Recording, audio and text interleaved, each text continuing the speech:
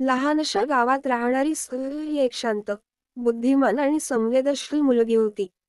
तिचं घर अत्यंत साधं होतं. आई-वडील, थोडं शेत आणि एका जुन्या आरशासोबत तिचं एक खास नातं. त्या आरशात ती दररोज स्वतःला पाहायची आणि मनातल्या विचारांशी संवाद साधायची.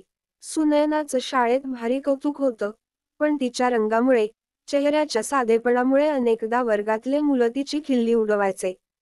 तुला कोणी आवडणार? तू कधी नाही नटू शकणार, असे टोमणे तिला रोज ऐकावे लागायचे. ती घरी यायची, आरशासमोर उभी राहायची आणि डोळ्यातल्या पाण्याला थांबवत स्वतःशी म्हणायची, मी वेगळी आहे, पण मी कमी नाही. एक दिवस तिच्या गावात एक चित्रकला स्पर्धा झाली. संपूर्ण जिल्ह्यातील शाळा सहभागी होत होत्या. सुनयनाच्या शिक्षकांनी तिला भाग घ्यायला लावलं. ती तयार झाली.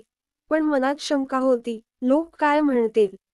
माझं चित्र कुणाला आवडेल का? तिनं घरच्या जुन्या आरशातलं स्वतःचं प्रतिबिंब पाहिलं आणि त्या भावनांनी प्रेरित होऊन एक चित्र रेखाटलं, स्वतःची ओळख या विषयावर. तिचं चित्र दुसऱ्यांसारखं सुंदर नसलं, तरी ते खूप खोलवर बोलणार होतं. त्यात एक मुलगी आरशात पाहते आणि आरशात तिच्या आत्मविश्वासाचं, स्वप्नांचं आणि समजुतीचं रूप असतं.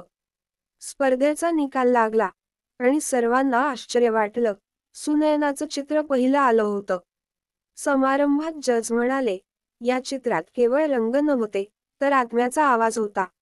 हे चित्र आपल्याला सांगतं, आपण जे आहोत, ते इतरांच्या नजरांनी ठरत नाही. ती ओळख आपणच ठरवतो. त्या दिवशी सहल हसली. तिच्या डोळ्यात पाणी होतं, पण अभिमानाचं.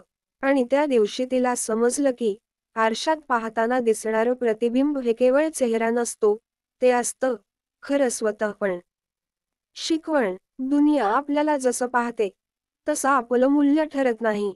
स्वतःवर विश्वास ठेवा. सुंदरता हे केवळ चेहऱ्याचं नव्हे, तर मनाचं, विचारांचं आणि आत्म्याचं प्रतिबिंब असतं.